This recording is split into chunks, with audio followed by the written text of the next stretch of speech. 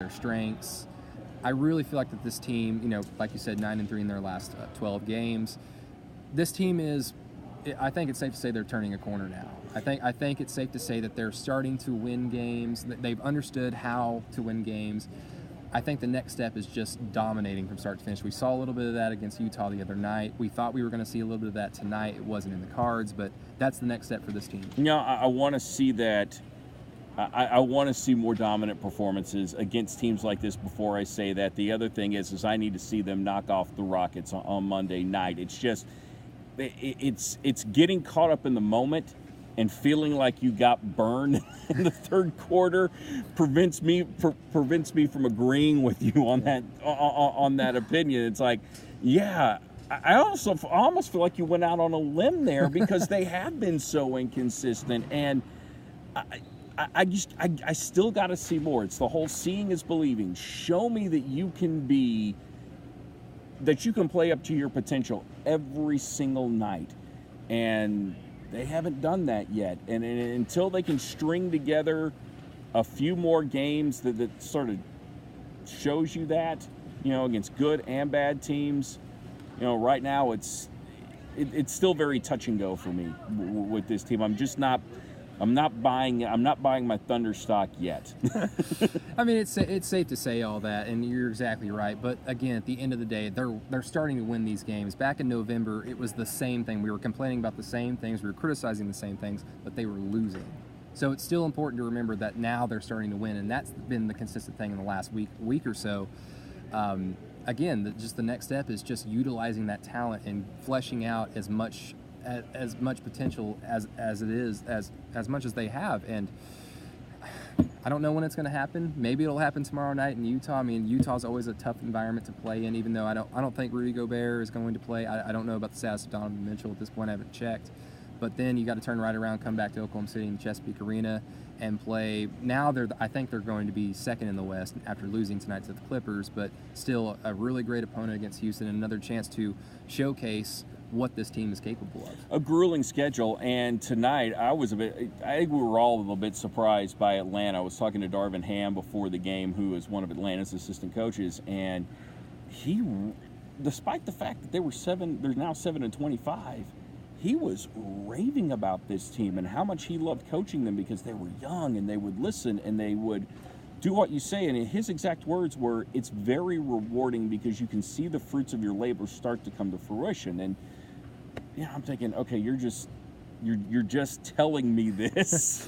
You're just saying this because you don't want to rip your team to me, and you know that I might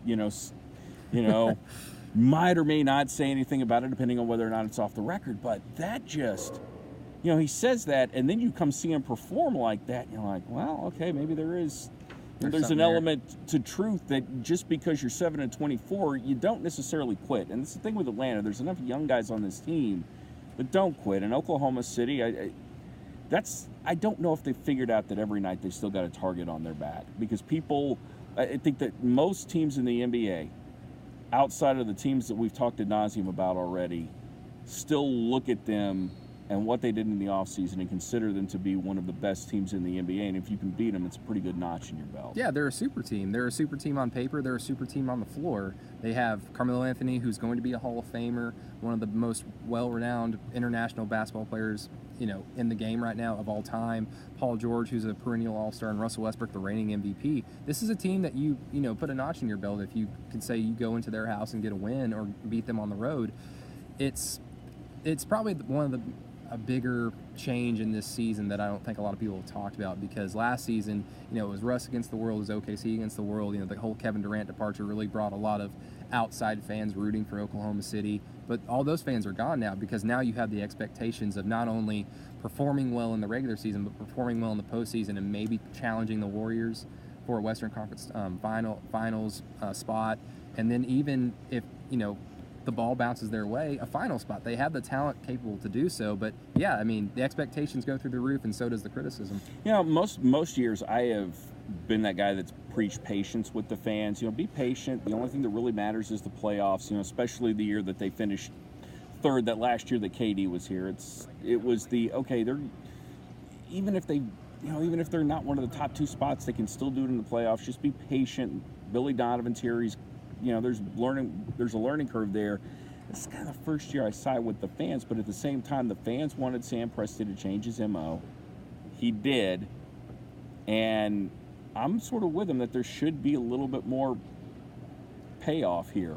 Even though they demanded something and they got it, I think the fans are dead on here, expecting more from this team than what they're getting. And I don't think that's a criticism of Sam Presti, because he put this roster together for the fans' sake and for Russ's sake. But I don't know that the players have fully grasped what's in front of them and what they can accomplish this year. Right now, they're not a championship team, but there's no reason this team shouldn't make the Western Conference Finals or couldn't make it with the talent that they have. No, exactly. And like I said, there's been a lot of feeling out in this perpetual 500 run that they've had this entire regular season. There's been a whole lot of, not necessarily chemistry issues involving, like, do they like playing with each other? They enjoy playing with each other, but just knowing where they like to get the ball in spots, how they like to run the offense, how they like to move around on defense. There's been a whole lot of feeling out with this team, and so that kind of takes away from just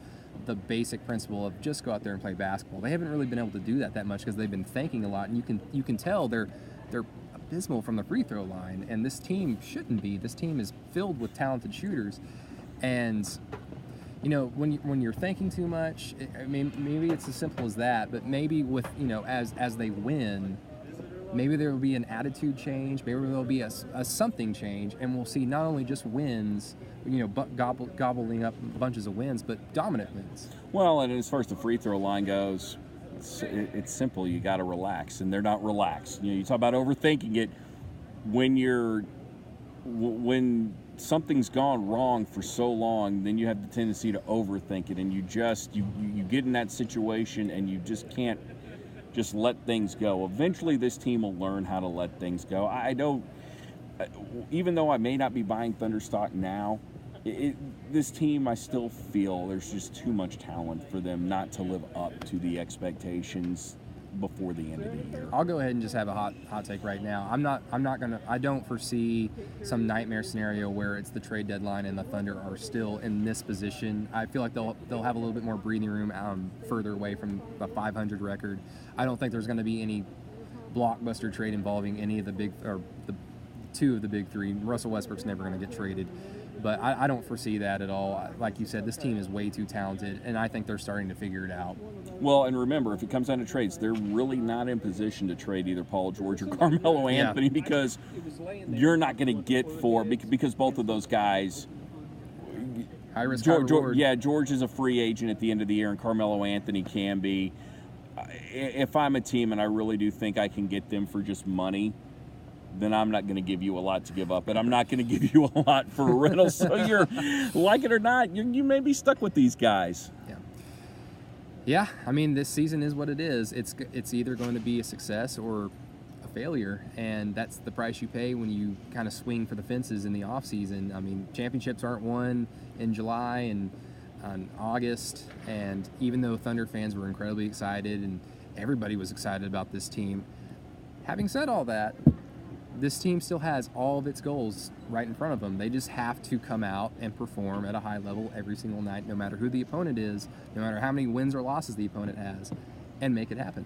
And I always wonder with the Thunder, do other fan bases stress as much as this fan base does? And Thunder fans are learning. Like, they're 10 years into the NBA, they're learning. I don't think that there is another fan base that lives and dies with a team through 82 games the way these fans do, and honestly, I wouldn't trade that for anything in the world. Exactly. It may be, there may be a level of insanity there, but I'd rather have that insanity than the fans be very blasé. So that's just a sign that the fans care, and that's freaking awesome. Exactly. I mean, 7-win team in town tonight, bad weather. It's so loud in here, though. So it's a fun arena. It's a fun atmosphere. So if you haven't caught it yet, come out to the Chesapeake Arena and come watch. For Thunder Digest, I'm Erik G. And I'm Brady Trantham. And this is our non-named but very fun post-game wrap-up show for the Thunder and Atlanta. We thank you very much. And remember, for all the latest Thunder news, remember to log on to ThunderDigest.com. Thank you, guys.